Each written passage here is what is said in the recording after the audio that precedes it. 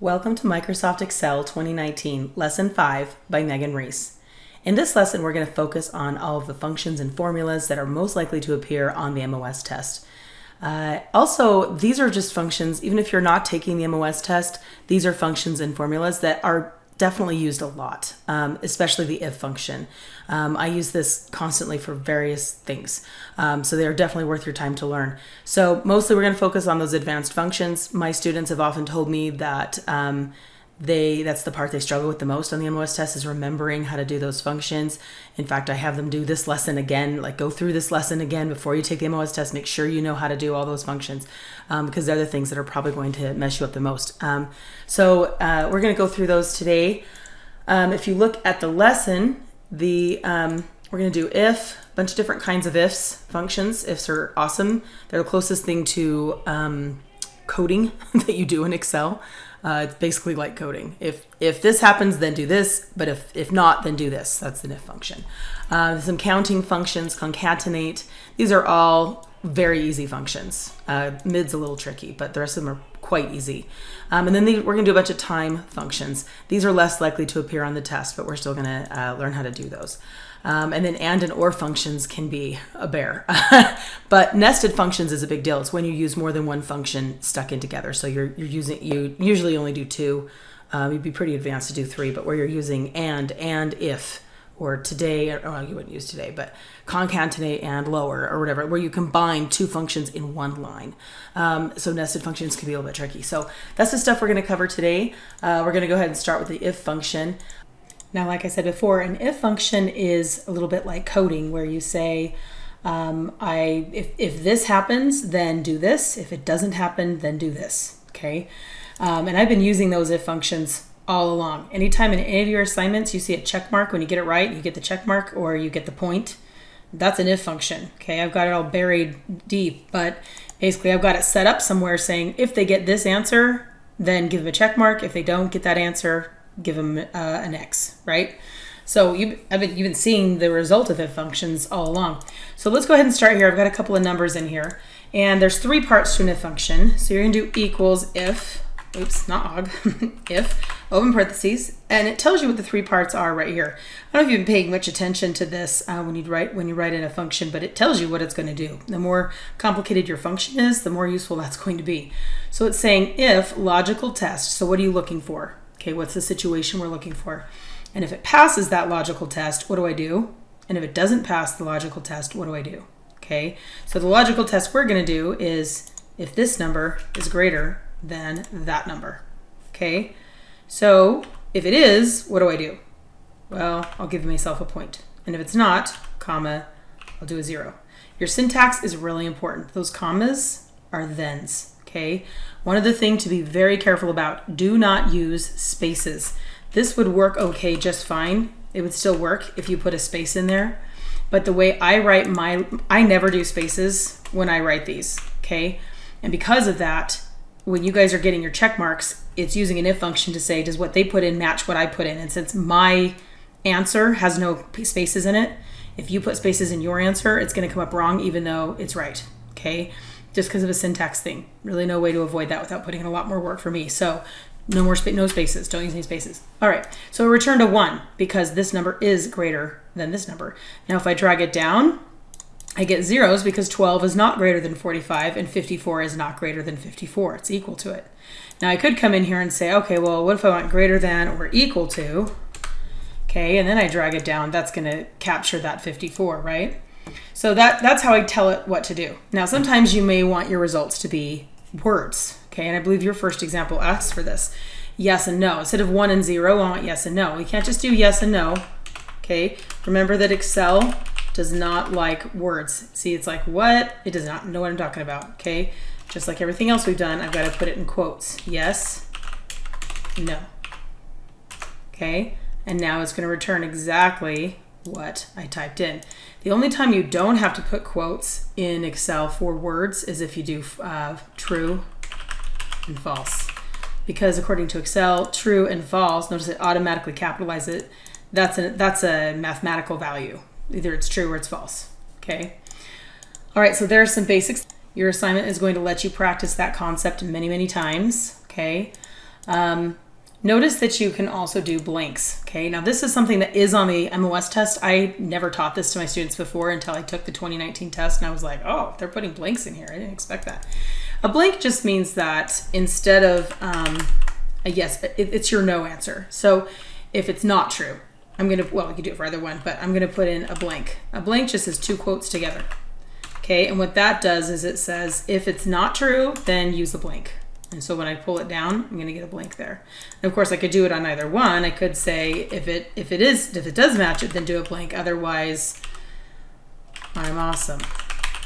You can make it say whatever you want, right? So now I either get a blank or an I'm awesome. Okay, so you can decide what it wants it to return, and the two quotes means a blank. Now these can also get more complicated. You could say it doesn't always have to be a word or even a number. It could be math. So let's say I have 10% here, okay? So I could say, oops. So I could say equals if this is greater than that, then, don't forget your comma, which is then, this times 10%, otherwise 0. Okay, so it's only gonna do the math if it applies. See, in this one it did 0, or I could say otherwise blank. Right? So when you're telling it what to do if it's a yes and what to do if it's a no, you can do math problems there. So it can get pretty complicated going in. All right, the next thing we're going to be learning how to do is counting, a lot of different count functions. So you already know count. Let me get some numbers in here. Okay, so I just got some random numbers in here between 1 and 100. Okay, count, there's regular count, which you've already done, right? You come down here and you count it. Okay, count numbers. Okay, we've done that before, I believe, in a previous assignment.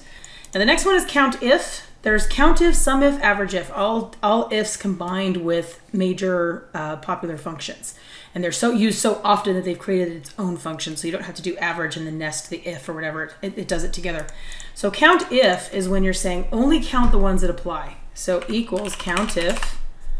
I'm going to highlight the range that I'm counting. And then I'm going to type in what I'm looking for. So I just want to count all the NPs. Okay, so it's only counting NP. And of course, backwards of that would be count if, highlight them all, P.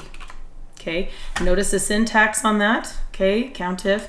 It can also do numbers. So I could say equals count if. I'm going to highlight this entire range. And then the criteria could be greater than, I think I have to put in quotes, greater than 60 or 60 in quotes. Yeah.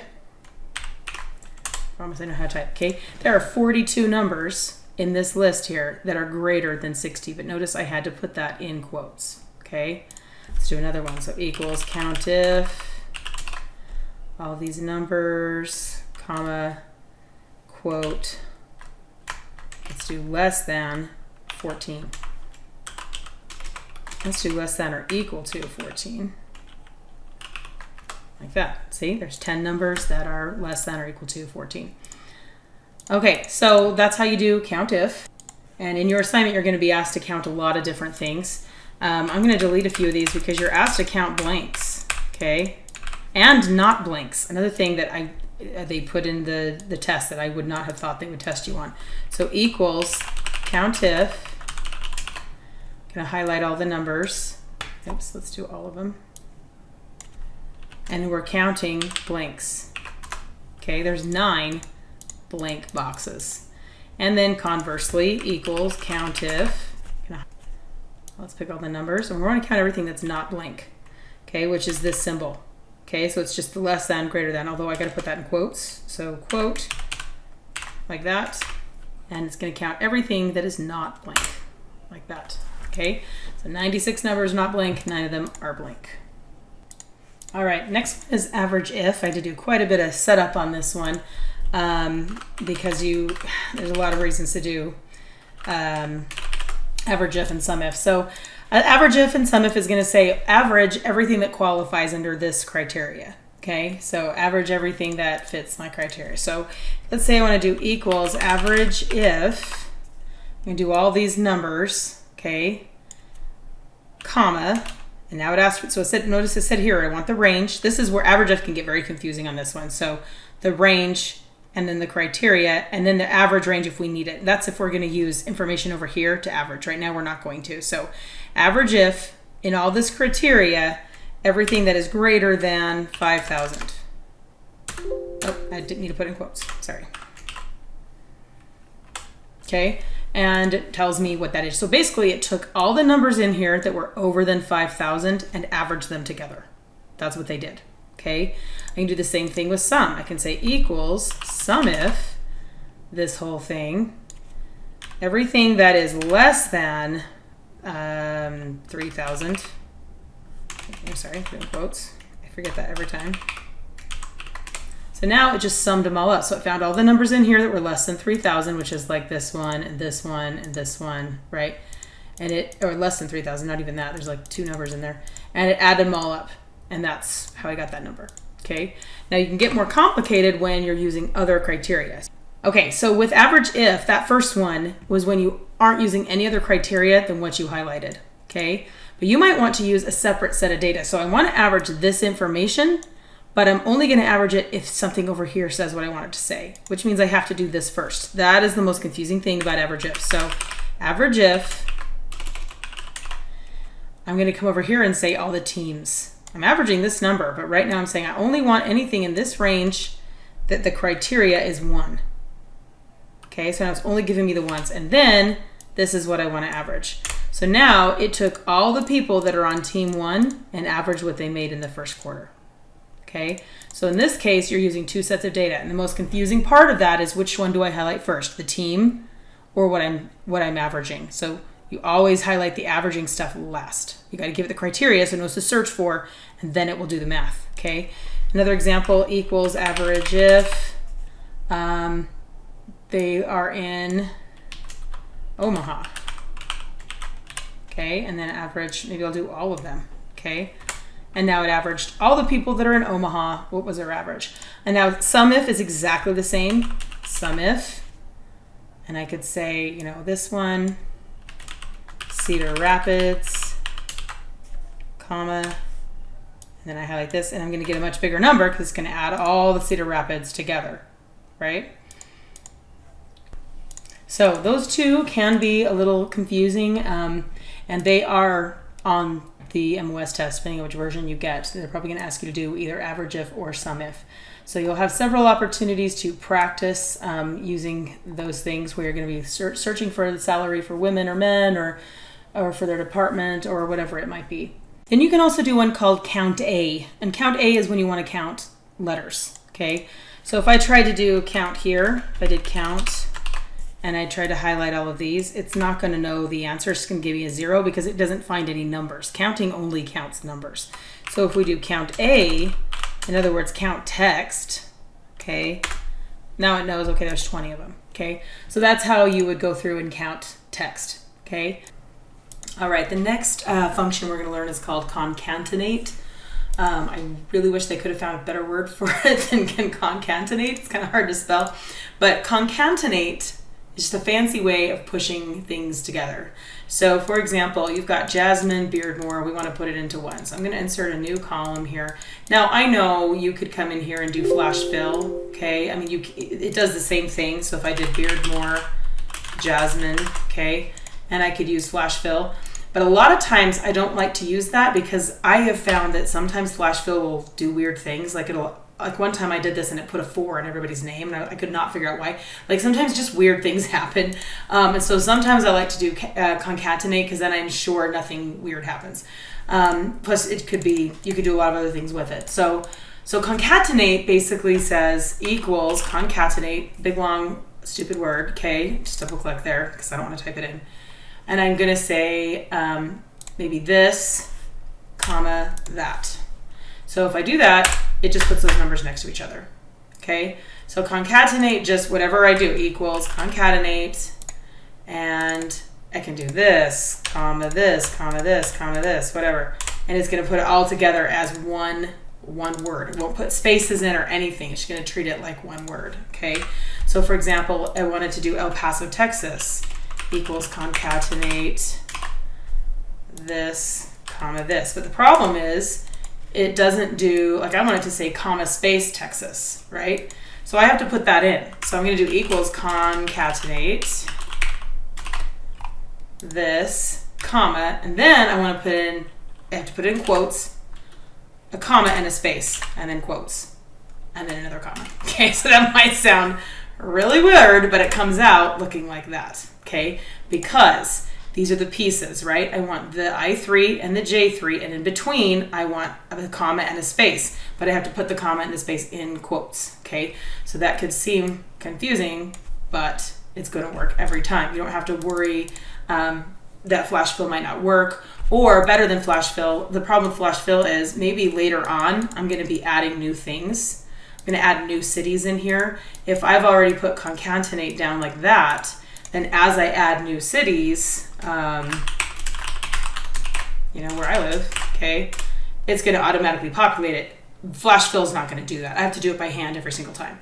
So sometimes it's better to use the function for that reason, okay? Same thing with a name. So I could do equals concatenate this, actually let's do the last name, comma, quote, comma, space, quote, comma, and then their name. Okay, again, no spaces between all the elements, and it should work just fine. I drag it down, and there we go. That's concatenate, okay? Now, I just want to point out, this was a mistake a lot of kids made in the assignment, where it says camp. Hold on, let me show you.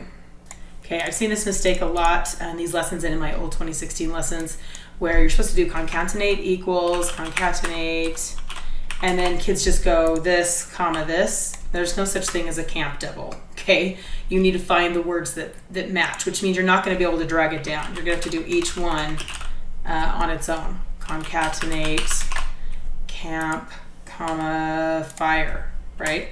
So you're not going to be able to drag it down because they're going to be wrong, right?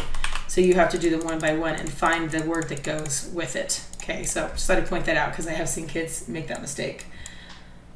And then just as a side note, this one is quite tricky because you've got to learn how to put the spaces in. So you do, I'll just start it for you because it is a little difficult. I equals concatenate, and then first last, so first, comma, quote, space, quote, Sinclair. And you can always check it. Like, okay, Arlene Sinclair, that worked. Okay. Comma, quote. Now make sure you put a space, right? Last worked in the, okay, so you can see how that works. I'll end it right there. But you want to make sure you can enter every now and then and make sure that you've got your spaces so it's making sense, that you're going to make this sentence using these words. So I think that's probably a little tricky to do. All right, the next ones are like refreshingly easy after what you just did. Okay, I'm going to add some space in here. And that's upper, lower, and proper. And I did see, I can't remember which one of them. I think it was lower. I saw one of those in the MWest test. So I'm not sure which one they'll ask you to use, but it's very easy. Upper, I click on it, it's going to make it uppercase. Okay, equals lower, it's going to make it lowercase, right? And then proper, I'm going to click on this one because this one's already in proper. Okay, it's going to put it back into proper. Okay, so that's very easy. Upper, lower, and proper. So I have done that before. The next one is left, right, and mid. And left and right are easy. Mid is a little bit trickier. So I'm going to move that out of the way so we can do this over here. So left just says equals left. You click on whatever you want it to be, comma, and then however many letters you want. So that just gave me the first 3 letters, right? So that are the first three numbers. Does it work with names? Sure. Let's move this one over and try it with names. Okay. So I could do equals left here. Maybe I'll do 5, right? I get the first 5. Now, I don't know how your classroom is set up, but in my classroom, the way that my district sets it up when kids have their logins, it does their last name, like the first 5 letters of their last name and the first 2 letters of their first name, and then like the last 4 digits of the student number or something. How do you think they come up with that? Like they're able to do that in Excel and generate that really quickly for every kid in the district using this stuff. Like that's how they generate it, right? And so a lot of times in your lessons, that's how I will have you use it, is to kind of create a code. Okay, and then in the application, that's definitely what you'll do. Okay, so right is the same thing, only goes from the other side. So right comma, maybe I want the last 2 letters, right? So you just put in how many letters you want to go, or numbers you want to go, okay? Right, maybe I want to do this, comma, 3, okay? And it's going to give me the 3. And then maybe I want to concatenate that, right? Concatenate this, comma, this, and now I just made a little code, right? So I can concatenate that. Now the harder one is mid, because mid has 3 parameters. These only had 2. Tell me where it is and how many you want, right? 2 parameters. Mid has more. So let me insert some more stuff in here so we have some room to work. So mid says it's taking middle numbers. So first you have to tell it where you want it. Then you have to say where you're starting, because you're doing the middle, right? So I'm going to say start on the 3rd number in and give me 2 numbers. Okay, so that's going to return 03, because O is the 3rd number, and then it gave me 2 numbers. Or equals mid, tell me what you want, or where you want it. Okay, maybe the 4th one in and 4. Okay, there's only 3 letters though, so I only did 4. I only did 3, even though I said 4, because there wasn't 4 numbers. So that's how you do mid. It just has one extra step. Okay, where do I start and how many? It's not that hard, but I'm amazed how many kids have to raise their hand and have me come help them with that one. I do get a lot of kids that get stuck on that particular function. All right, we are ready for part C, where we do a lot of time functions. So the first 2 are like ridiculously easy. One is going to be today, and today is unlike any other function you've learned because it has no parameters. You just do that. And it will tell you exactly what day it is. So you now know I'm filming this on January 21st, 2020, right? But when you do it, you're not going to get that answer. You're going to get today's answer, right? Like whatever today is. You can also do now, which will give me more detail. It'll tell you what time of day I'm doing this, like what time of day it is. So when I open this document, like say I save this document, tomorrow when I open it, these will automatically update to what the current day is, okay? It'll always update to the current day. All right, and then we've got the month, year, and day functions, and these are all really, really simple. So equals day, and then I just click on this, and it will tell me what day, 21st. Okay, if I do equals month,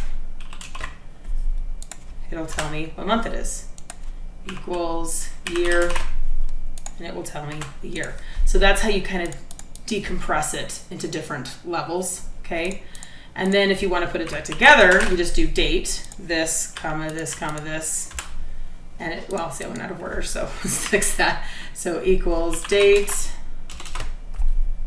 month, comma, date, comma, year, and it will do some random date. Now the date function will bring it back together, and notice the order. It wants the year, then the month, then the day. If you do it out of order, you're going to get the wrong date, okay? So that's the date function. So boom, boom, boom, we just knocked out a bunch of those. Okay, the next one I'm going to show you is dated if. I guess it's probably not going to be on the MOS test. In fact, I guarantee you it's not going to be the MOS test. You need it for your application. And also, I just think it's necessary for dates. And that's to find out how many years are between 2 dates, or months, or year, or days. So equals dated if, and then you just do whatever what the oldest date is, okay, comma, and then the newest date. So I'm just finding out how much time has passed since this day to today. Okay. Oh, sorry, I forgot one last section. Then you have to tell it what you want. I want to know years. Okay, how many years has passed? So it's going to tell me it's been 36 years. Now, if I drag this down, this is exactly like your application. I'm going to have issues because this should be steady, right? The I or the C number should be an absolute value because it doesn't change. And now it tells me all the years that are between that. I could also say, okay, well, what about months? How many months has it been, right? And it would do months, which I don't find all that very useful, but good to know. And of course I can do how many days has it been. Okay, so this person who was born in 1983 has been alive 13,000 days. So, put that in your back pocket. So that's the dated if function. It's kind of cool though. The next thing we're going to do is probably one of the hardest things you'll learn to do in Excel, and that is nested functions. It doesn't have to be hard, but it can be tricky. Getting the syntax down. Once you've used Excel a lot, it becomes second nature, but in the beginning it can be tricky figuring out how to write it out. And by nested, I mean that you're doing something like if, and then you're doing oh gosh, upper or something. So like you're combining two at the same time and you're going through both of them, okay? So you're using two functions together. Now average if, that is a nested function, but it's used so commonly that they created its own function, so you don't have to do that. You don't have to do equals, average, and then if. That's what it would be if they hadn't made a special function for it, but it's not always going to work that way with all these other ones. It could be that you're using the same function over and over again. You're using if several times.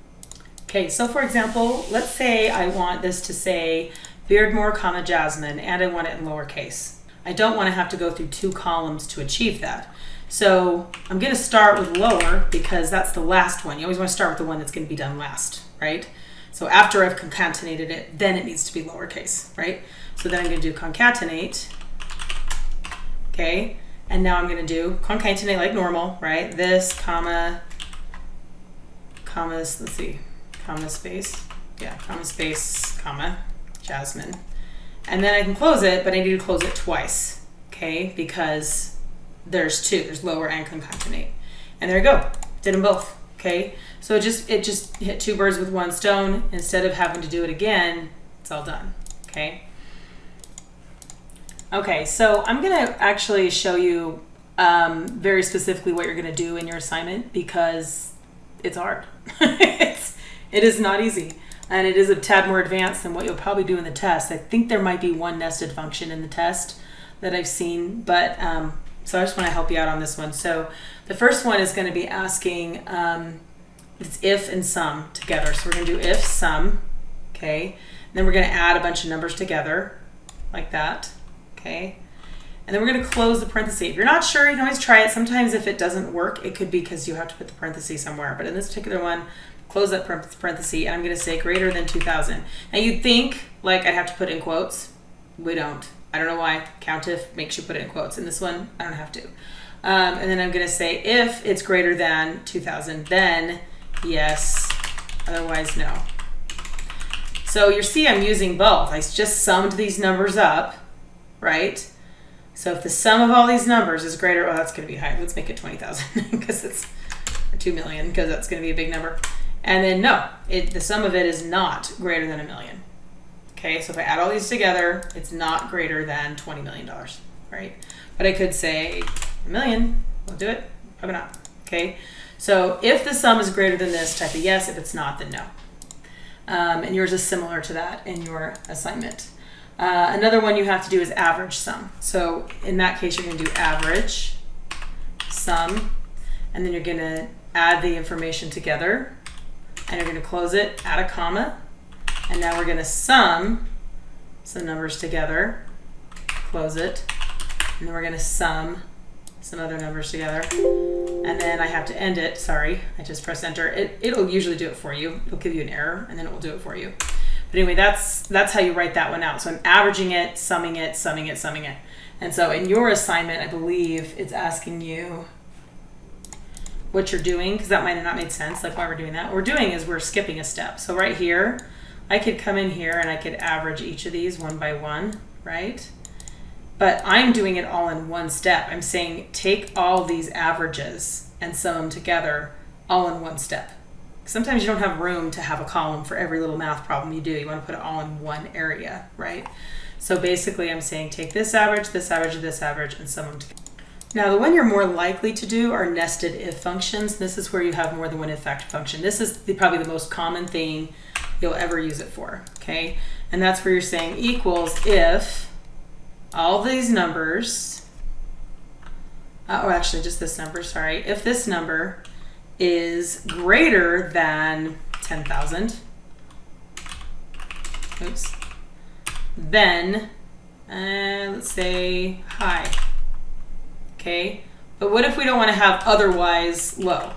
What if there's more than two, right? So far we've just taught you to do it like either it's this or that. There's only two options. Either it's true or false, right? But what if I have a second one? So I want to say if, open parentheses, J3 is greater than 5,000, then medium. If this number is greater than, or we could say, we could finish it off, is, well, let's do that, greater than 2,000, then low. I could end it there, but if it's less than 2,000, it's not going to fit, right? There needs to be something for the lowest numbers, which I don't think there are any numbers that low in here. But so I could do it the other way around. I could say it's just less than 2,000, or I could say otherwise low. If it's anything below 5,000, I don't need to specify. I can just say if it doesn't fit in the other two, then make it low. Okay. I gave you that error because I always forget to put the second parenthesis. It's fine. Just enter and it will add it for you. Okay. But now when I drag it down, anything that is over 5 or 10,000 is giving me a high, and anything below is giving me a medium. Okay. And then we've got low because this one's under 5,000, so it's a low. Okay. So that's a nested if function. You see this very commonly with grades. I use this all the time. Let me show you. Okay, so I put some grades in here, and I grade on a 4-point scale. So I need to give everybody that is at a certain level of 4, 3, 2, or 1. You have a very similar problem in yours, except you guys do the Harry Potter version. Notice that the highest number needs to be at the top. If you do it the other way around, 1, 2, 3, 4, it's not going to work. Always start with the highest number, okay? So we're going to do equals if this is greater than, and probably want to do equal to, okay, 0.9. And again, make sure, because that's the way I've written, don't write 90%.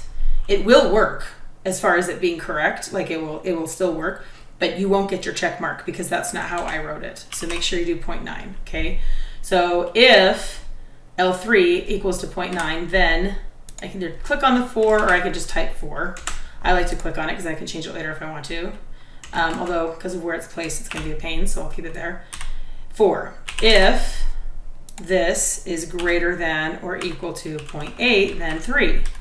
If this is greater than or equal to 0.7, then it's a 2.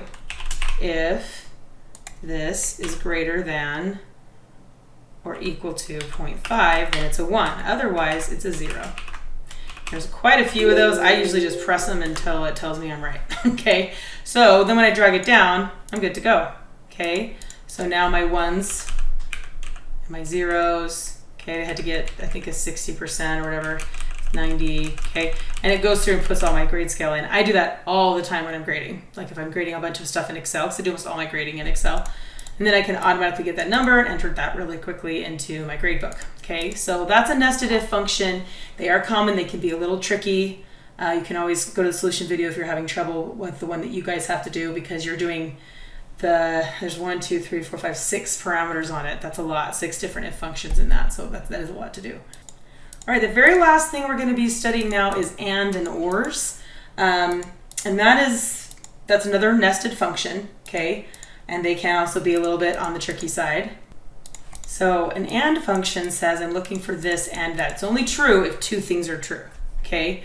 So in this case, I've got a citizenship grade here, honors or satisfactory. I've got their score, their overall score. So I could say equals if and. Now the trick with if ands is you have to give both parameters right now.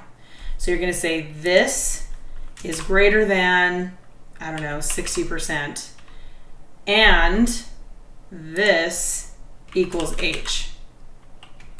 Oh, and then because it's, sorry, forgot the second part, because it's an if function, now I have to fit, so the and is like this and this. So if they got higher than 60% and they have an H, then they get, I don't know, passing, okay?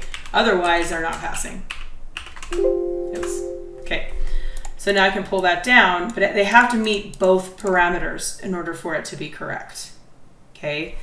So that's where the and is. And I can also do the or version of that, okay? Let me make this smaller, where maybe they don't have to have both. They have to have one or the other. So equals if or this is greater than, let's say, 80%, and, or this equals an H, then, so if they got either one of those things, then they're passing. Otherwise, they're not passing. Okay? So this is an or. So they're very similar. Syntax is identical. It's just the meaning. Do I want to have, they have to reach either one of those things, or they have to have both in order to qualify. Okay? So that would be and or. Now, if you do and or by themselves, then you're going to get true and falses. So if you don't do ifs, I did it in combination with if you do it by itself, equals and this is greater than 0.50 and this is greater than 1, it's just going to give me a false or a true. So it's kind of the same thing. The only difference is because it's not an if function, I don't have to say then this and this happens. I would just say this and this, and it will tell me false or true. That's a true statement, that's a false statement. Or is exactly the same. I'm going to demonstrate it. It's exactly the same. I mean, I could just come in here. Okay, I guess I will demonstrate it. And type in or, same thing. Okay, it's going to give me falses and trues automatically. So that is the last thing that you have to do in this assignment. I know it was a bit of a bear, but a great preparation for the MOS test. Good luck on the application. I tried to make it simple. I hope it is simple. And you're able to get through it pretty easily. There's some fun things in that application. You're going to be making check marks. This is what it will look like when it's done. Okay, and you'll be making these little check marks using Wingdings. You're going to start to see how I made check marks for you guys and some smiley faces. This is kind of fun. Some of the cool things you're going to do in here. So good luck with that, and we will see you back in assignment 6.